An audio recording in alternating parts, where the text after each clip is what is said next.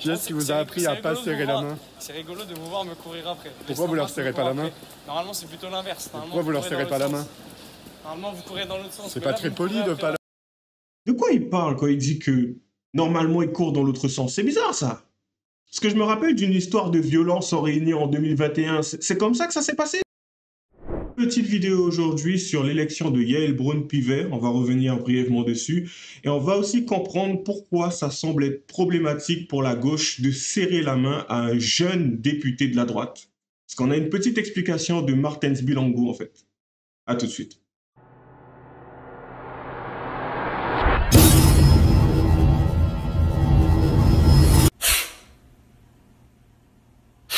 Bon, pour commencer, désolé pour le son, désolé pour le micro, ça fait un peu écho, je l'ai réglé rapidement, je suis en déplacement en ce moment, ça va durer jusqu'à jeudi prochain. Du coup, on commence. D'abord, on se remet dans le truc, petit à petit.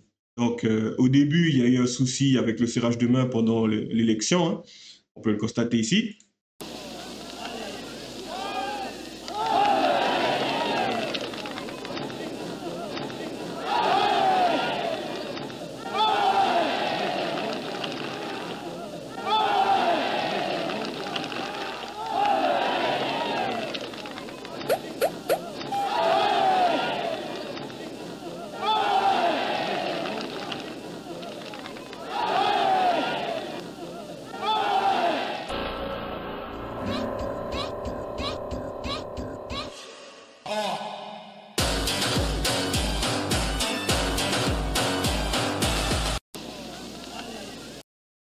Ça en devient presque ridicule en fin de compte, puisque, comme je l'ai dit, hein, derrière ce député, il y a des Français qui ont le fait de ne pas serrer la main, c'est de la courtoisie, quoi. Vous êtes censé travailler pour que les Français soient quand même satisfaits, mais c'est quand même assez dramatique, comme je l'ai dit, et ça pose problème, puisque c'est comme cracher sur des Français qui ont voté pour ce député. Enfin, à un moment donné, s'il y a des Français qui ont voté pour lui, c'est qu'il y a bien une raison. C'est qu'il y a une partie des Français qui estiment que j'allais dire la France est soumise, mais du coup, c'est un groupe avant de se scinder ou de se désolidariser. Je ne sais pas s'ils sont toujours ensemble ou pas, parce que c'est un peu spécial entre eux. Mais du coup, il y a quand même des personnes qui ont voté pour lui, quoi. Cracher sur ces personnes-là, les considérer comme des racistes, des fascistes, c'est quand même assez gros. Sachant que, quand on peut le constater, enfin, comme on l'a constaté auparavant, je crois il s'agit de 10 millions de Français qui ont voté pour la droite, concrètement. Enfin, on continue. Du coup, on a Mathilde Panot qui dénonce des magouilles et des combines après la réélection de Yaël Braun-Pivet à la présidence de l'Assemblée nationale. C'est bizarre parce que je pensais qu'il y avait eu des magouilles aussi pendant les législatives. Des personnes qui ont disparu. En fin de compte, on a vu le NFP, le nouveau Front populaire, avancer, gagner des sièges grâce à certaines magouilles avec Ensemble, enfin Macron, tu connais. Je le dis à quel point le vote pour Yaël Braun-Pivet, qui a une victoire qui résonne comme un échec, est un signal terrible pour la démocratie dans notre pays. Les magouilles aujourd'hui ont non seulement volé le résultat des urnes du 7 juillet, mais ont primé sur le résultat de ces urnes qui donnait le nouveau Front populaire comme première force politique, ce que nous avons pu vérifier encore une fois dans l'élection. Vous remarquerez qu'il y a 13 voix d'écart qui ont permis à Yaël Braun-Pivet de battre la candidature unique du nouveau Front populaire, celle que nous portions toutes et tous ensemble, celle d'André Chassaigne. Quand je parle de magouilles et de combines qui ont permis de voler le résultat démocratique du peuple français, vous remarquerez que hier, alors que Emmanuel Macron avait jusqu'alors refusé la démission du gouvernement d'Attal, alors que les Français et les Françaises ont choisi d'infliger une défaite sévère à la politique d'Emmanuel Macron et surtout d'exiger une rupture, eh bien, nous avons de nouveau Yaël Braun-Pivet comme présidente qui ne correspond absolument pas à ce que le peuple a exprimé dans les urnes. Mais ces 14 voix d'écart, alors qu'il y avait d'abord eu un refus de démission, eh bien hier, comme de par hasard, Cette démission a été acceptée et donc il se trouve que siègent 17 ministres d'un gouvernement qui gère les affaires courantes, députés, et on comprend bien la fébrilité et la fragilité de ce pouvoir qui avait absolument besoin de ces 17 voix pour pouvoir faire en sorte de battre notre candidature commune. S'il n'avait pas combiné ainsi, alors le nouveau Front populaire aurait gagné la présidence de l'Assemblée. Je ne sais pas si vous vous rendez compte de la situation actuelle. On a des désistements qui se font pendant les législatives. Et du coup, le nouveau Front populaire, ça ne les concerne pas. Ils ne s'en soucient pas. Ils s'en lavent les mains. Pas de problème. Du coup, le nouveau Front populaire s'est retrouvé devant, ensemble deuxième et troisième la droite. Pour aujourd'hui, que ces mêmes personnes issues de ce même parti viennent pleurer parce que Ensemble a fait une petite magouille qu'ils ne semblent pas avoir appréciée. C'est quand même intéressant, hein, le revirement de situation, la manière dont les choses évoluent. Mais bon, toi, et des personnes qui sont de droite se contentent de regarder, constater. Ah, vous vouliez tellement la place numéro 1 qu'en fin de compte, maintenant que vous êtes tous, d'une certaine manière, devant, ensemble, en coalition, vous n'arrivez pas à vous entendre. Dire qu'il y a des gens qui ont voté pour vous. Peut-être pour le SMIC à 1600 €, pourquoi pas? C'est quand même intéressant. Hein. Donc oui, il y a des ministres qui se sont retrouvés. Oui, pleure.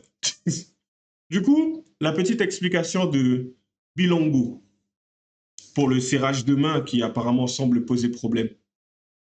Carlos Martins Bilongo, député du Val d'Oise pour l'Insoumission. Pourquoi on ne serre pas la main au facho?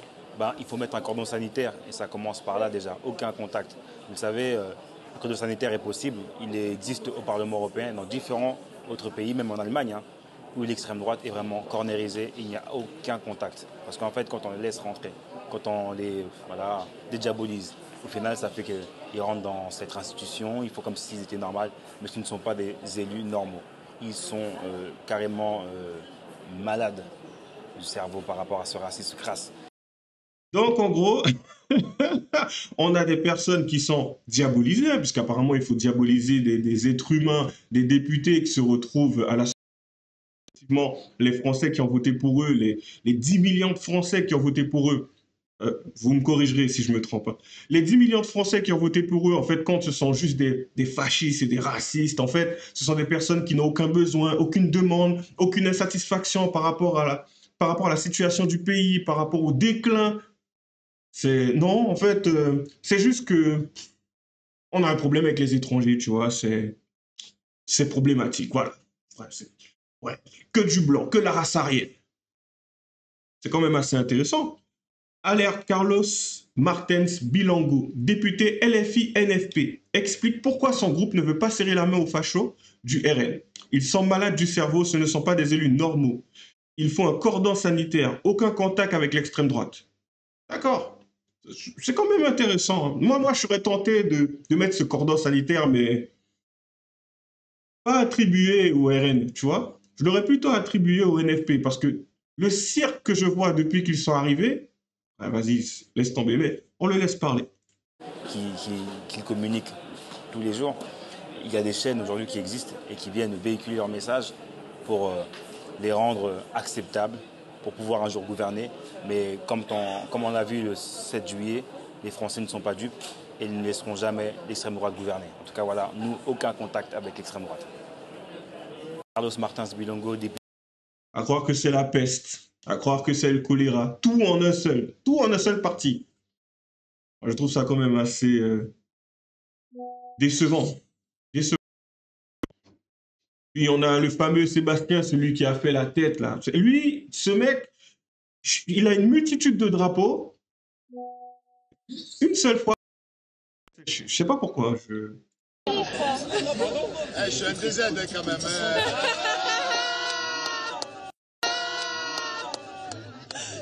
Là, je m'appelle Sébastien. Je crois qu'il il roulait des taxis, enfin, il conduisait des taxis, c'est tout. Enfin. Et cette fois, c'est autre chose.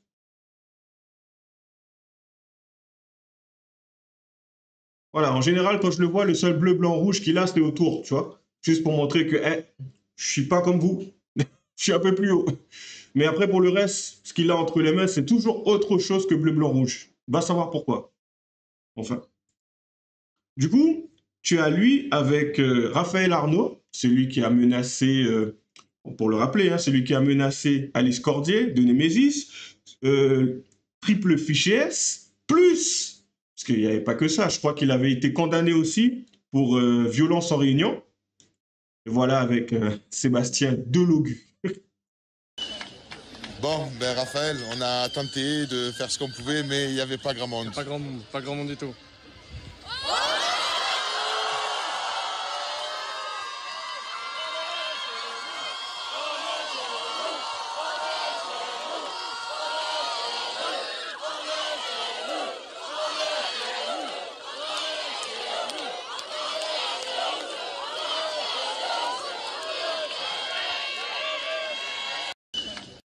Petit récap de la situation.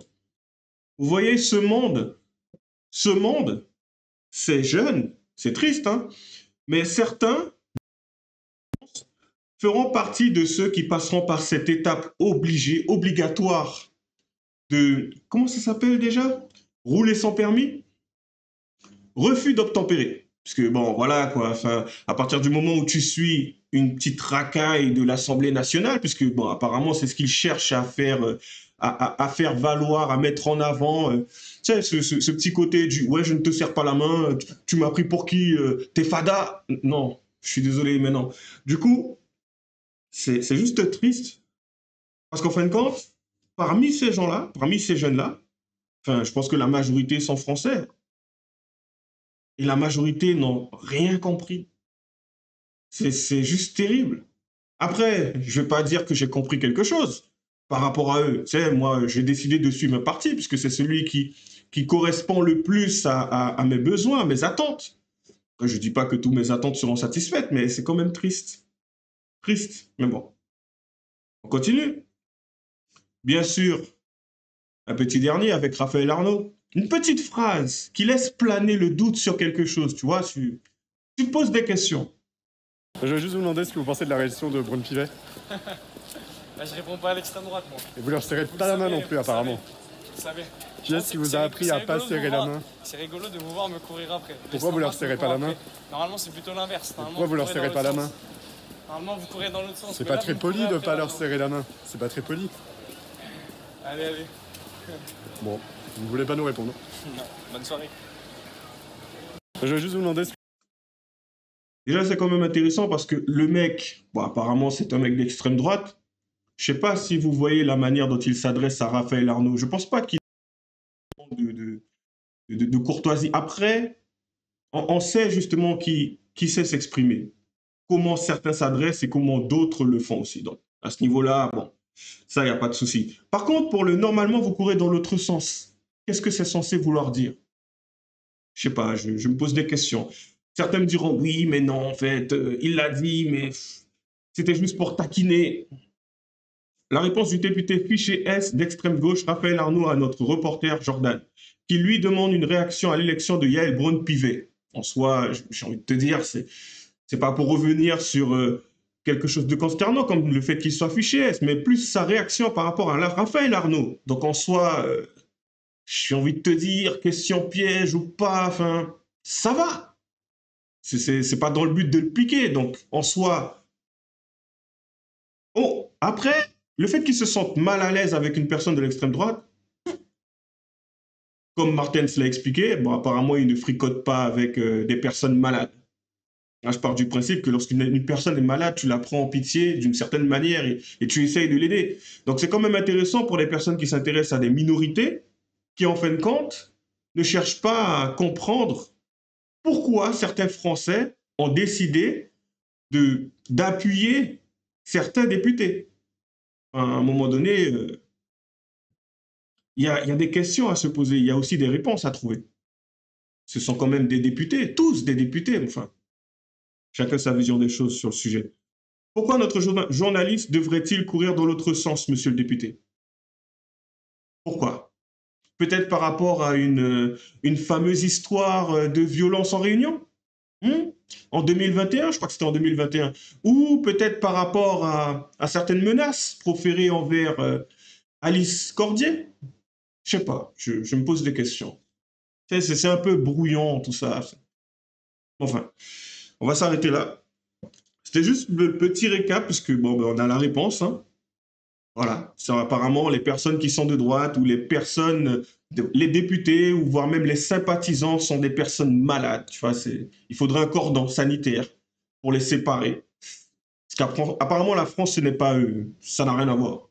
Enfin, comme à mon habitude, lâchez vos j'aime, les j'aime pas, abonnez-vous. Et puis, lâchez vos commentaires. Les liens seront dans la description. À la prochaine. Ah, désolé pour le son.